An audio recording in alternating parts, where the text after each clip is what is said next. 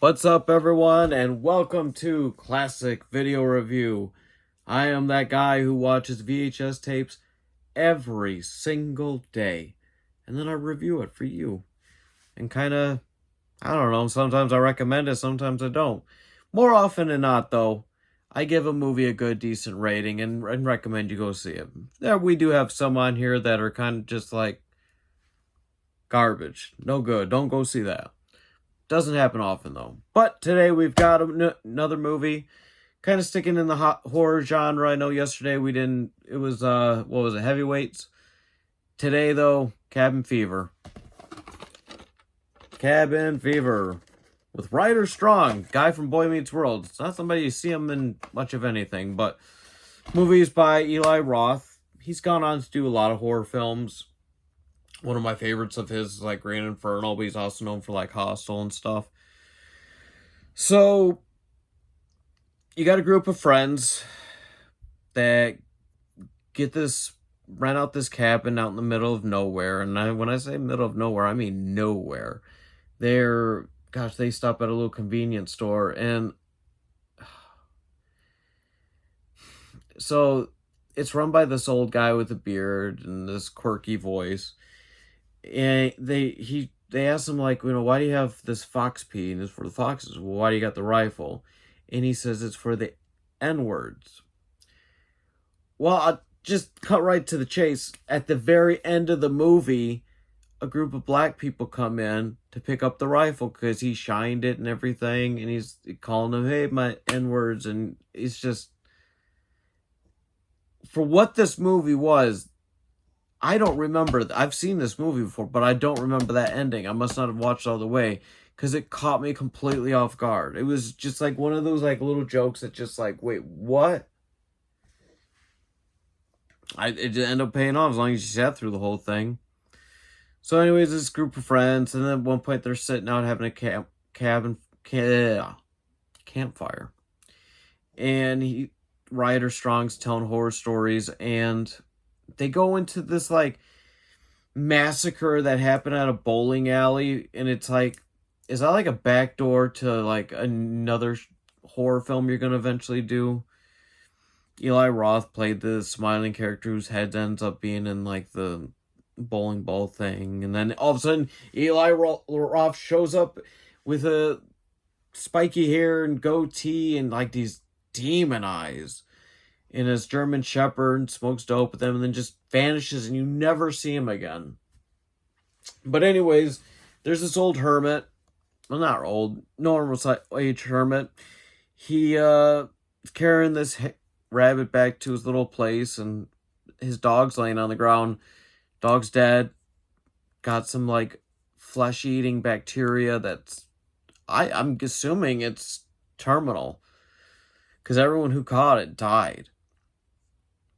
All the friends, everything, the townspeople, even the people at the convenience store go out with shooting because they need to get rid of them. The cops even say, if you see these kids, shoot them on sight, burn the bodies. Like, they never explained, like, why, what is it? Like, Ryder Strong, out of all of his friends, all of them died except for him. He gets to the hospital, and they're like, we can't do anything for him, so they give him to the one cop, Winston, and he's tasked with killing him. He just dumps him in the river, which these girls at the end of the movie use that water for their lemonade, and it just starts spreading it more and more.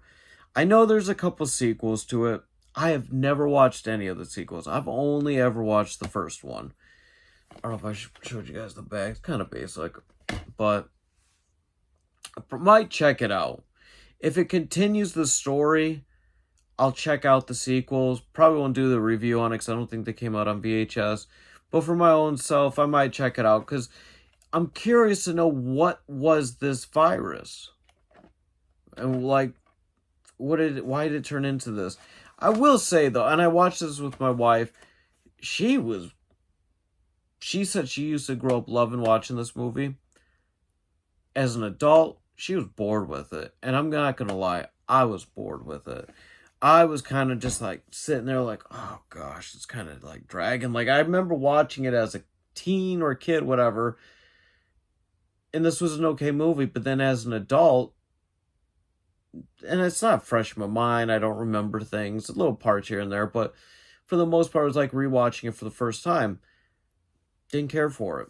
I don't know. It's a cool concept, but it's just kind of, they don't go crazy like they're going to try killing you. They just are very sick and like puking up blood and easily contaminated, and it's grotesque.